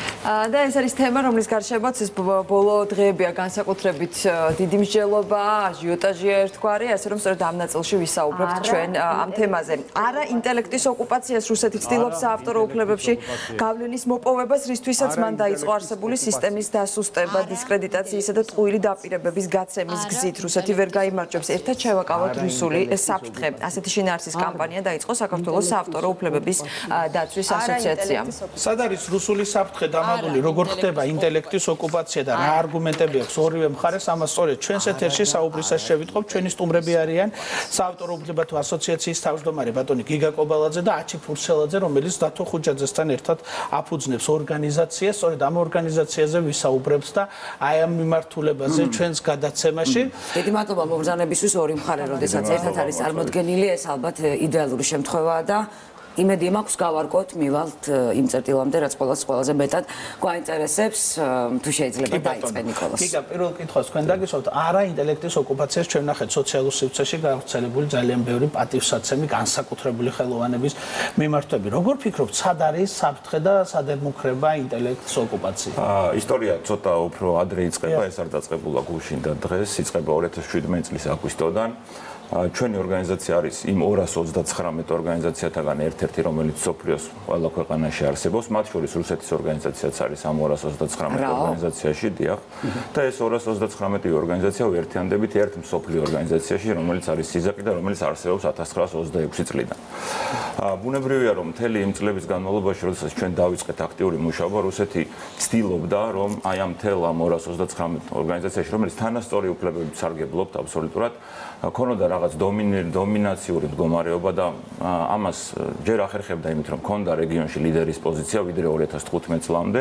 2015 წელს ჩვენ გავხდით უკვე ლიდერები და გადავასწარით რუსეთს ამ რაოს, თქვენს მიერ ნახსენებ ორგანიზაციას და ამის შემდეგ დაიწყო პრობლემები. დაიწყო პრობლემები, რუსეთი ამას ბუნებრივად ვერ შეეგუა და 2017 წელს მან დააფუძნა ამ ჩვენი მსოფლიო ორგანიზაციის საპირწონედ და კონკურენტად ევრაზიული კავშირი, რომელშიც 5 ქვეყანა გააერთიანა, ჩვენი მეზობლები, სომხეთი და აზერბაიჯანი, ყირგიზეთი, ყაზახეთი და ბელორუსი. სწორედ აქედან დაიწყო ჩვენზე ზეწოლა, რომ შევსულიყავით ამ ევრაზიული კავშირში, გავხდარიყავით მათი წევრი და მოეპოვებინა გავლენა, ანუ დომინირებული მდგომარეობა საქართველოს. უკრაინის მისამართითაც იყო. ცდილობა ჰქონდა 2013 წელს უკრაინის მისამართით, თუმცა მაშინ ევრაზიული კავშირი არ არსებობდა. უკრაინაში მან მოახერხა სამწუხაროდ ის, რომ სისტემა მთლიანად დაშალა. დღეს უკრაინაში მაშინ როდესაც არსებობდა 2013 წლამდე და იყო უკრაინა ლიდერი ამ მიმართულებით რეგიონში, დღეს უკვე უკრაინაში არსებობს 19 ასეთი ორგანიზაცია, რომელიც იმართება ყველა რუსეთის მიერ და მოხდა შემდეგი, რომ ამ ორგანიზაციებმა ხელოვნურად შეამცირეს ის ფასი, რომელიც საავტორო უფლების გამოყენებისთვის ადგენს თვითონ ავტორი. ანუ ყველაფერი დადის საბოლოოდ მატერიალურ კეთილდღეობამდე. საბოლოოდ ეს აისახება ავტორზე, ავტორის ჯიბეზე, მის მატერიალურ კეთილდღეობაზე. უკრაინაში ეს მაგალითად უკვე გვაქვს და ავტორები დღეს 20 ჯერ და 25 ჯერ უფრო ნაკლებს იღებენ, ვიდრე იღებდნენ 2013 წლამდე. რატო შევიდნენ ეს ავტორები ამ ავტორები არ შესულან, იქ რუსეთმა კანონმდებლად კანონმდებლობაში შეიტანა ლობირებით ცვლილება და მოახდინა ის, რომ კანონმდებლობამ დაუშვა, რომ ხო, არა, სავალდებულო დაუშვა შესაძლებლობა, რომ გაეხსნა ვისაც სურდა ასეთი ორგანიზაცია. ეს ორგანიზაცია არ არის წმინდა კომერციული ორგანიზაცია, ეს არ არის ბიზნესი და უფრო მეტიც მე გეტყვით, რომ სახელმწიფოებს და მათ შორის საქართველოსაც ასოცირების ხელშეკრულებით აქვს აღებული ვალდებულება, რომ ხელი შეუწყოს ამ ორგანიზაციის განვითარებას, ანუ ავტორთა უფლებების დაცვას და მათთვის სათანადო ადეკვატური ჰონორარის შეგროვებას. თუმცა მას ოკუპაციას დაუბრუნდეთ, ეს ყველაფერი ნიშნავს ავტომატურად, რომ ოკუპირებული იქნება ჩვენთან საქართველოში ინტელექტი. მიმდინარეობდა მოლაპარაკებები, ჩვენ ბუნებრივია. ცხადია, გასაგები მიზეზების გამო უარი ვთქვით ამ კონფედერაციაში განწევრიანებაზე და აი ამის შემდეგ რუსეთმა მიმართა უკვე მეორე გზას და ეს არის უკვე მრავალჯერ ნაცადი გზა, რაც არაერთხელ გამოუყენებია, რომ მოეხდინა ჩვენს რიგებში არეულობა, გაევრცელებინა დეზინფორმაცია, თითქოს ჩვენ არ მუშაობთ კარგად, თითქოს არ იცის ავტორმა საიდან გროვდება ჰონორარი და შემდეგ ღიმილის მომგვრელია ეს ყველაფერი და ამის შემდეგ მოახდინეს ის, რომ ჩვენ 2000 ლოკალური, ანუ საქართველოს მოქალაქე წევრი ყავს და მხოლოდ შეძლეს რომ 10 ადამიანამდე მიემხროთ და უფრო მეტიც მე გეტყვით, რომ იმ 10 ადამიანიდან უკვე ერთმა, მაგალითად ნანა ცინცაძემ და მე ამის თქმის უფლება მაქვს, უკვე დატოვა მათი რიგები, განცხადება დაწერა ოფიციალურად და თქვა, რომ ერთია თუ კიდევ არიან სხვები ეს ერთი, რომელიც მე უკვე ვიცი დადასტურებულად, რომ მათი რიგები დატოვა და განცხადება დაწერა და გააგზავნა მათ სახელზე. ვინ არის ეს 9 ადამიანი, შეგვიძლია უბრალოდ 10-მდეა, მე ზუსტად არ ვიცი რაოდენობა, თუმცა მოდი არ გვიდა დაწოლმანება იყოს ნანა ცინცაძე, არჩი მე გაკვირდებოდი პარალელურად, შე რაღაცა ირონიულად იღიმი ყველა იმ რეპლიკაზე, რომელსაც მე გამიხარდა, რომ ორი კვირის განმავლობაში ძალზედ პოპულარული გიგა კობალაძე როგორც იქნა გავიცემთ, მანამდე არ ვიცოდი მის შესახებ. არა, უბრალოდ ისე თქვა, რომ მე საერთოდ არც ვიყავი მისი ორგანიზაციის წევრი, მიუხედავად იმისა, რომ ერთი ძალიან სასაული რამ მოხდა. შენც ხარ შემოქმედი და ყველა წესი უნდა ყოფილიყავი მისი წევრი. ყველა წესით არ უნდა ყოფილიყავი, იმიტომ რომ ეს არ არის ძალდატანებით როგორც გიგა მოხდა და ჩემს ასოციაციაში ვინც მოვა, ჩემო გიგა, მას არ იქნება ხელბორკილების ანაბეჭდები არც ხელზე, არც ყელზე, არ აღენიშნება დამიჯერე და ეს იქნება ძალიან ჩვეულებრივი სურვილი სამეფო, იმიტომ რომ ჩვენ, მე და ჩემი მეგობრები და კოლეგები თავაზობთ უფრო გამჭვირვალე სახეს, ვიდრე ბატონი გიგა და ორგანიზაცია. ხო, ამბობთ რომ არ იყო, ანუ ამ წლების განმავლობაში. მე ვიტყვი იმას, თავიდან გავამახვილე პროტესტებას იმაზე, რომ აი ეს ფრაზა, რომელიც ესე გვაქვს შესახორცებული ყველას და მე რა თქმა უნდა ყველას ვეთანხმები და მე მოზიარე ვარ და გამზიარებელი ამაზრის და ვამბობ, რომ რუსეთი ოკუპანტია, აბსოლუტურად ასეა, სწორია, მაგრამ სულ ვამბობდი, პოლიტიკა და მუსიკა ერთმანეთში არ უნდა აერიოს. ეს ის შემთხვევა, როდესაც პოლიტიკა და მუსიკა არეულია. რაც შეეხება ერთ კითხვას, რომელიც მე მაქვს თქვენთან. კითხვა კი არ უკვე პასუხი მაქვს. ეს უნდა გავაკეთო ეს ამბავი რა, იმიტომ რომ სხვაგვარად არ გამომივა. არავის არ ეკონოს რომ რაღაცა ფულზე ალაპარაკი აქვს. მოდი მინდა რომ შემოგთავაზოთ ჩემი დოკუმენტები, რომელიც ამტკიცებს იმას, რომ მე ვარ ქართველი და შესაბამისად არანაირი რუსული მოქალაქეობა. არა, უბრალოდ იცი რა, სანამ მოდი მე ქალაქურად გეტყვი. სანამ დაარტყავთ რაღაცა ტექსტს და გამოხვალთ რაღაცა პროკლამაციებით, რომელიც ძალიან იაფფასიანი გამოდის სინამდვილეში და საბოლოო ჯამში. მან უნდა დაფიქრდეთ, ვისთან გაქვთ ურთიერთობა. მე სანამ მოვიდოდი აქ, ვამბობდი, რომ ალბათ ყველაზე ცუდი ოპონენტი ვარ თქვენი ორგანიზაციისა, იმიტომ რომ მე თქვენთან არანაირი ურთიერთობა არ მქონია. მე არ ვარ ის პირი, რომელიც ვიყავი თქვენი ორგანიზაციის წევრი, ვიღებდი ფულს თქვენგან, წამოვედი და მე უცებ აღმოჩნდა მე რატო ვარ ესეთი ცუდი. ერთი მაგალითი, რომელიც ჩემთვის ამტკიცებს იმას, რომ აქ გამჭვირვალებაზე არის კითხვის ნიშანი. 2 წელია რაც დავბრუნდი მოსკოვიდან. კი. რო ჩამოვიდი, ძალიან გამახარა ინფორმაციამ, რომელიც მოვიდა SMS-ის სახით ტელეფონზე. რა ინფორმაცია მოვიდა მაყურებელმა? მე დამედიცხა n რაოდენობა ლარისა ფონდიდან, ორგანიზაციიდან საავტორო უფლებების. რამაც ძალიან გამაკვირვა. ჩამოვედი და უცებ მომდის ეს SMS-ი, რომ თქვენ SMS-ი ანუ დარიცხული უკვე ანგარისზე. ძალიან გამეკვირდა. მივედი, შესაბამისად ეს ფული უნდა ავიღო, მოვაწერე ხელი, არ ვიცი რომელ დოკუმენტს, ალბათ იცი ხო გიგრაზეცაა საუბარი. უბრალოდ კითხვა მაქვს, იცით, ჩემი კატალოგი თუ არ არსებობს ამ ორგანიზაციაში, როგორც ამიხსენს, აი სადაც მოვკარი ჩვენ ყური და თვალი იმას, რომ აჩი ფურცალაძის სიმღერა ხმა რაღაცა გაჟღერდა, ისე დავითვალეთ. მე მაინტერესებს დეტალიზაცია, ვინ დაითვალა, როგორ დაითვალა, სად მოხდა ამის დათვლა, რატო მეკუთვნის მე წელიწადის განმავლობაში ამდენი და მე რატო არაფერს არ ვიღებ. ახლა გიგა პასუხს. დიახ, რა თქმა უნდა, რა თქმა უნდა. ეს უკვე რაღაცა არ არის კანონთან შეიძლება. ძალიან მარტივია ყველაფერი. მე ცუდია რომ ხა კიდევ ერთხელ მიწევს ახსნა, მაგრამ რა თქმა უნდა ეს ამას ავხსნი. ჩვენი ანგარიში, ჩვენი საქმიანობა არის სრულიად გამჭვირვალე და ერთ-ერთი კრიტერიუმია გამჭვირვალობა სხვათა შორის, რითაც ჩვენ რეგიონში ვართ ლიდერები. ეს ერთი. მეორე, არა მარტო ის რომ ეს ანგარიში იგზავნება საკპატენტში, ეს ანგარიში იბეჭდება და ეგზავნება წევრებს, დევს ვებგვერდზე ეხლაც რომ შეხვიდეთ და ასე შემდეგ. ყოველთვის მისდის ინფორმაცია ხო უფრო მეტიც. ნებისმიერ ჩვენ წევრს და მათ შორის ბატონ აჩფურცელაზეცაც აქვს გახსნილი საკუთარი ონლაინ ანგარიში, მას შეუძლია საკუთარი სახელის და პასვორდის გამოყენებით შევიდეს ამ ჩვენს ვებგვერდზე განთავსებულ მის ონლაინ ანგარიშზე და დეტალურად ნახოს, საიდან, როდის, რამდენი თეთრი ჩაერიცხა. მას ეს შესაძლებლობა აქვს, შეგიძლია ექსპერიმენტი ჩაატაროთ, ეხლავე შეხვიდეთ და შემიძლია შემოგთავაზო, რათა შენ ერთი წუთი უნდა ვთქვა რაღაც. ეს არის ორგანიზაცია, რომელსაც ძალიან ემადლიერება ქართული სახელოვნებო სივრცეში მოღვაწე ადამიანების 99%. მე ვიცნობ ამ ორგანიზაციას და ვიცი მათი საქმიანობა და მე ვთვლი, რომ ისინი ძალიან პროფესიულად და სკულპროზულად აკეთებენ თავიანთ საქმეს.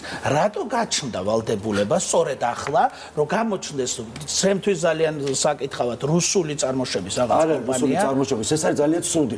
გიგა და მისი მეგობრები და მესვეურდი ამ ორგანიზაციისა, უშემე ძალიან ის შეცდომა. თორსა ისევ და ისევ ვიმეორებ, რომ ოკუპაცია, საერთოდ ჯერ ეს ფრაზა ინტელექტუალური საკუთრების ოკუპაცია საიდან ვინ მოიგონა ეს როგორ შეიძლება იმ ფილმის არ იყოს ჩერიკლებში აქედან ვერ წაშლი აი რას ნიშნავს შე გააკვირდით ფრაზას და ხალხს რო ესე მიმართავთ და განაწყობთ ჩვენს მიმართ სულ არ გიფიქრიათ ან თქვენ იმაზე როდესაც როგორც ეს გააკეთა უკრაინაში რუსეთმა როგორც ეს ახლა იმ ხუთ ქვეყანაში აქვს საკუთრებული რომელიც კონფედერაციის წევრი გახადა ანუ ბელარუსი, ყირგიზეთი, ყაზახეთი, საქართველოს არა მარტო გახადა ესენი ეს ქვეყნები წევრები არამედ ამ ქვეყნებში შეგროვებულ ჰონორარს თვითონ აკონტროლებს დღეს რუსეთი მის მიერ დაფუძნებული სხვა IP chain-ი ქვია კომპანია სამ კომპანიის მეშვეობით და ეს განკონტროლება ნიშნავს არა მარტო ჰონორარების ტრანზაქციებს გადარიცხვა გადმორიცხვას არამედ ამ ჰონორარის უკან მდგომი ავტორის ანუ პერსონალური ინფორმაციის კონტროლს მათ შესახებ ინფორმაციის კონტროლს რომელიც დღესდღეობით მთლიანად ამ IP chain-ის ხელშია სწორედ ეს უნდა და რუსეთი აქ იყო ჩამოსული ეს ცელობა მე ვამბობ ისინი იყვნენ საქართველოში ჩამოსული ხუთკაციანი შემადგენლობით მე მათ შევხვდი მოვისმინე მათი შემოთავაზება და შემდგომ არგუმენტირებული პასუხი და ცხადი ახლა ამისებზე აღარ დავიწყებ ლაპარაკს რატომ გავეცი მე ამას პასუხი ამის შემდეგ არის ზუსტად ის რომ აი ამ გზით ცდილობენ მე არ ვიცი ნებსით უნებლიეთ ეს ადამიანები ჩართული არიან და ატარებენ ამ რუსულ ხაზს და ყველაზე უფრო მთავარი რა არის ის თქ რომ ვიდრე რუსულ ხაზს დავამთავრებ კანონმდებლობა არ იძლევა გესმით შესაძლებლობას იმისა რომ 63-66 მუხლი გვაქვს ამის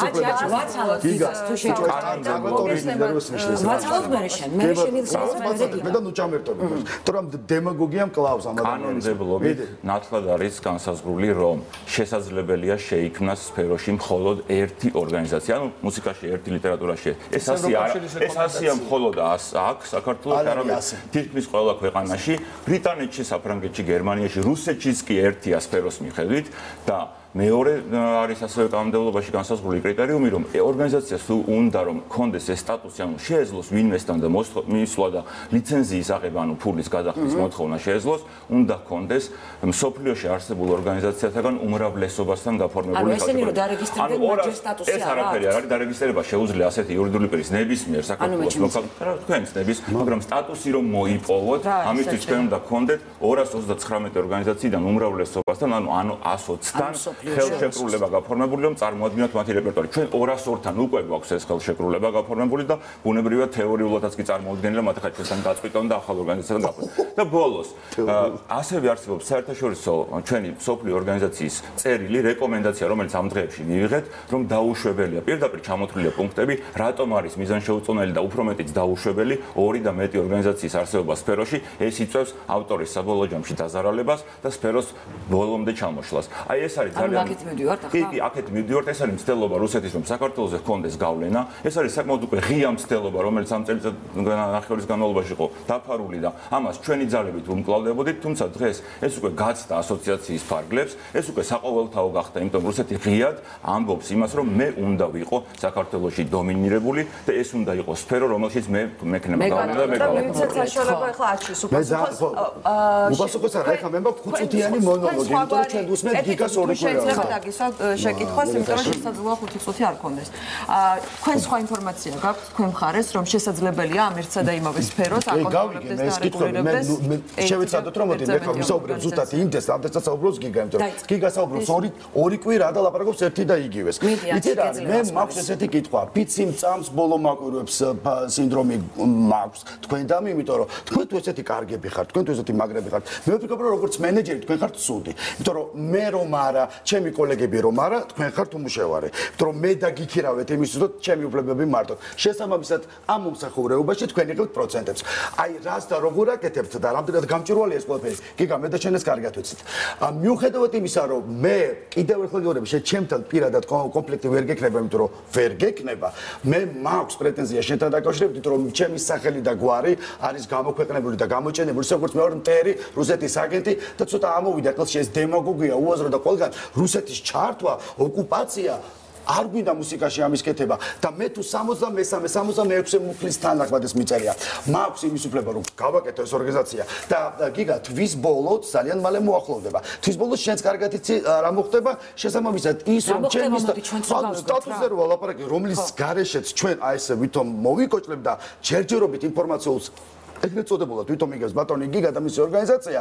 იცით რა, თვის ბოლოსკენ ჩვენ ხო მუშაობთ თქვენ სანამ ორი კვირის განმავლობაში წვერის გაგიპარსია და უფრო კარგ ვიზუალზე გამოვიყურებით მანამდე ცოტა არ გვინდა ესეთი ლაპარაკი რა. მე ვთქვა სანამ თქვენ დადიხართ და ძალიან ცუდ საქმეს აკეთებთ იმითი რომ ერთმანეთს გადაკიდებას ცდილობთ მუსიკოსებისა, იმიტომ რომ აი ეს თქვენი რეკლამა სადაც გამოდიან ცნობილი მომღერლები და ცნობილი პირები და ამბობენ არა ოკუპაციას, მერწმუნეთ მე ვიცი ზუსტად რომ რამოდენიმე საერთოდ არ იცის რაზე ამბობს ამას. როგორ გიაყანჩელმა ამხელა არ იცი დუტას ხიტლაძე მარიცოდა მაგალითად. როგორ რა იცი? აი ეს დუტას ხიტლაძე მithro რომ მე არ ვიცოდი კუჩაში გამაჩერდა და არიცოდა და ესე დაიწყო ლაპარაკი. რატო არ იკითხე? ძალიან მაგარი ფრაზაა, იცი ნახე, არა ოკუპაციას. ეს ფრაზა ჩვენში იმდენად არის გამზარიო, ნებისმიერი ადამიანი მეც რო გამაჩერო ვიტყვი, მაგრამ არ მიკითხია რაზე მიდის და გამოწო ჩვენ მუსიკოსები ერთმანეთს. აჩი, კაცო, რას ქვია, მაგრამ ერთმანეთზე გადაკიდება ხო გამოდის. მე ვფიქრობ ასე, ჩემი ორგანიზაცია, რომელიც თავაზობს, უფრო მე გამჭროლებას თუ კი გამჭროლებაზე მიდის საუბარი, აქ კითხვის ნიშანია ძალიან დიდი. რა რესურსით, აჩი. რა რესურსით? იმ აპარატით, რომელიც არ აქვს გიგას, იმ აპარატით, რომელიც დაიდგმება ყველა იმ დაწესებულების, სადაც ჟღერს მუსიკა. და იმ ვიყიდულობს ამ აპარატს. ნახეთ, თუ შეიძლება ვილაპარაკეთ მე თუ ისევ გიგა დაიწყებს თავის დემაგოგიის გავრცელებას. თქვენ როგორ ახერხებთ? ეს არის ებრაული წარმოშობის, ანუ ისრაელში დამზადებული აპარატურა, რომელიც ჩვენთან შემოდის, ლიცენზია არის ბრიტანეთიდან. ფულსვინიფის. ამაში არა, ეს უკვე მაგდენი ზუსტად მე შიგნით არ ვიცი, მაგრამ რუსეთი ამაში შუაში არ არის. აი აქ რუსეთი არ არის, ეს ზუსტად ხო იმიტომ არა, რუსეთის 9 ადამიანი შეგიძლია ვინც უკვე გაწევრიანდა თქვენ ორგანიზაციაში. ნუ ახლა მე ვიცი რომ ის პირველი ორი ძალიან ცუდი ფურცელაძე ხუჯაძე რო ვართ ეს ვიცი. ხო, იმიტომ რომ ანუ ეს რომელი ტვინით არ ვიცი. მე დაემატა კიდე 2+2 გამოვიდა ჯამალ სეფიაშვილი. რუსამ ორჩილაძე, რამდენადაც მე ვიცი და მახსოვს ერთად ვიყავით არის ზურამ მახნიაშვილი. ეს საბოლოო. არა, მე რასაც ვიხსენებ, თორე ხსიებ ხო, რა თქმა უნდა, მაგრამ რა თქმა უნდა, ეს ყველაფერი კარგად ვიცი და მე უბრალოდ იმის თქმა მინდა რომ იცით რა არის, აი ამ ომობანას თამაშს, როცა მე მაქვს იმის საშუალება რომ გითხრა რომ მოდი ჩემთან უკეთესი პირობებია და შენ შეგიძლია გადაწყვიტო შენი შემოსავალი ყოველთვიური იზრდება თუ მცირდება, შენ ამას შენ თვითონ უყურებ და შენ შეგიძლია მოხვიდე ჩემთან თქვა რომ აჩი მე შენთან მინდა. ან დაუშვათ არა აჩი მე შენთან არ მინდა, მე მინდა გიგასთან ვიყო. კი ბატონო, გადაწყვეტე, მაგრამ აი ამ ომს ნუ მიცხადებ, რატომ მიცხადებ ომს მუსიკაში, როცა ესანე თავისუფალი აზრი უნდა იყოს და არჩევანი. და რუსეთი აქ არაფერში არ არის. რაღაც ვერ გავიგე. ანუ კანონი რომელზეც ზემოთ ისაუბრა გიგამ, ანუ ეს რეალობას შეესაბამება ეს ევროკავშირის რეკომენდაცია, რომ ეს სფერო უნდა აკონტროლოს ერთად. არ არის ეს ჩვენს კანონში არ არის ეს. ჩვენს კანონში 63-66 მუხლი ამოიღეთ გადაჭრილეთ. იქ წერია რომ ერთს და ბევრს რამოდენიმე შეუძლია ეს მარტოს. არის ასე. შეიძლება მხოლოდ და მხოლოდ სფეროში შეიძლება არსებობდეს მხოლოდ ერთი. მუსიკაში ერთი, ლიტერატურაში ერთი, მხატვრობაში ერთი, ფოტოგრაფიაში ერთი, ასე შემდეგ და ასევე აპარატებზე აუცილებლად უნდა ვთქვა. თქვენ ვითი ახთენთ იდენტიფიცირება. რესტორანში ყოველ რესტორანში ზის ტიპი და იცის ყველაფერი.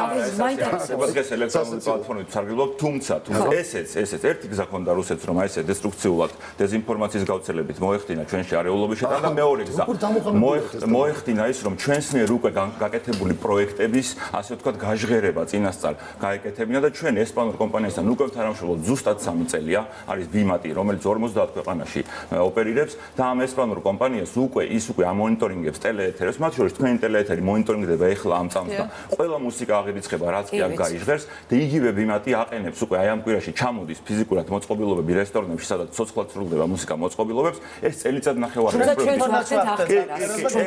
რა თქმა უნდა, ეს პროექტი უკვე წელიწადნახევარია, ყველასთვის ცნობილია რომ მიმდინარეობს მოლაპარაკებები რესტორნებთან და ზუსტად ეხლა მოხდა ის რომ თითქოს ეს აკეთებს ამას ეს კომპანია, რომელიც ეხლა შემოდის შემდეგი ნაბიჯი გასაპირებს ერთი მხარე და მეორე კანონით არის ის რომ ეს კომპანია თუ ეცდება რომ ამ სტატუსის შესაბამისი რაიმე ქმედებები განახორციელოს, ბუნებრივია რომ ჩვენ სამართლებრივად შევძლებთ იმას რომ მათ ასეთი განხორციელების საშუალება არ მიიღოს. თუ როგორ კანონით თუ 63 და 64 მუხლი იძლევა ამის საშუალებას, ხო, კანონით შეუძლებელია შეიქმნას სფეროში ერთ ორგანიზაციაზე მეტი. შესაბამისად ისინი ვერ გააკეთებენ იმას რომ მივიდნენ ვინმესთან და ლიცენზიის საფუძველზე გადააყენონ. თქვენ აპირებთ სამართლებრივ ბრძოლას, ბრძოლას, ყველა დაშვებული წესი ბრძოლას იმისთვის რომ საბოლოო ჯამში არ გადავარდეს. დაშვებული ამით რომ გამოდიხარ. ყველა იმ ხელოვანს გადაუხადვა. მადლობა ვინც ამ კამპანიაში ჩაერთო, ვინც მიხვდა რეალურად. ეხლა ეს უკვე 150 ვიდეო უკვე ჩაიწერა და ეს პროცესი მიმდინარეობს. ყველა ეს ადამიანი მიხვდა რასთან კონდა საქმე და ის რაღაც დაპირებები, რომელსაც ეს რუსული კომპანია და ბატონი აჩიც არაერთ ინტერვიუში აღნიშნავდა, რომ ეს რუსული და აღნიშნავს, რომ რუსული ორგანიზაციის ქუთქვეშ იქნება, მიხვდნენ ამას და ეს ადამიანები იყო ეს ნაცრები და ძალიან ამაზად გაქვთ ამოჭრა. გიგა დიდი ერთი კითხვა. თუმცა კომპანია ნამდვილად გაჩნდება ჩვენს ბაზარზე და იმუშავებს უკრაინის ბედს გავიზიარეთ? აუცილებლად. ეს ერთ-ერთი შემთხვევაში თუ კანონში შევაცვლება, მაგრამ კანონში ვერ შევაცვლება, იმიტომ რომ ევროკავშირთან ასოცირების ხელშეკრულებას პირდაპირ ეწინააღმდეგება ასეთი ცვლილება. რუსეთი ოკუპანტია? რუსეთი ოკუპანტია. მუსიკასთან არაფერს შუაში არ არის ეს თემა და რაც ყველაზე მთავარია, თვის ბოლოს შენ დარჩები უმუშავარი, იმიტომ რომ მე ეუბნები შეხარ ცუდი მენეჯერი და შენი კომპანია ვერ გაიმარჯვებს, ჩემი არის ძლიერი და მე ამას დავამტკიცებ იმ კანონით, შეხვედრები აი 122 ქვეყნის ხელმოწერას. ცოტა მეტი რო დაგვხდება, გიგა მე რას იზავ. ვერაფერს ვერ იზავ და შესაბამისად მე კიდევ გადაწყდება რაღაცები იმ რაოს მე რომ მაბრალებ რაოსთან 6 წელი შენ თვითონ ქონდა დაწესებულება და მათ გაწყვიტეს, იმიტომ რომ ვერ გაიგეს არა მისდობრივად ფულის აწაიღე.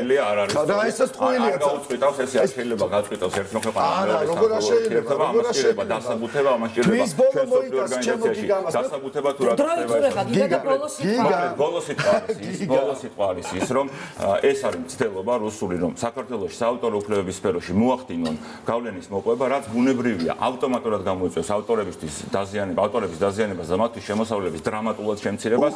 მე ვარ ღმად დარწმუნებული რომ აი ეს კამპანია რომელიც ჩვენ წამოვიწყეთ იქნება წარმატებული და რუსეთი ამას ვერ შეძლებს ვერასდროს არა მარტო ეხლა და ყველა ხელოვანი ძალიან კარგად ხვდება იმას თუ რა საფრთხე მომდინარეობს აქედან. ვარც ამას რო გვიჩვენებს. მე ვიცახი ხალხო, აქ რუსეთი არაფერს შუაში არ არის და ძალიან ცუდია რომ ესე რუსეთს ესე ხავს უზო.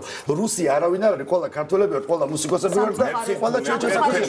თვის ბოლოს გიგა შენი კომპანია ნახე რასაც იზავს. აი, ნახვამდი ჩვენი კომპანია ბევრი ჯობია შეესას და აი მოხსოვს.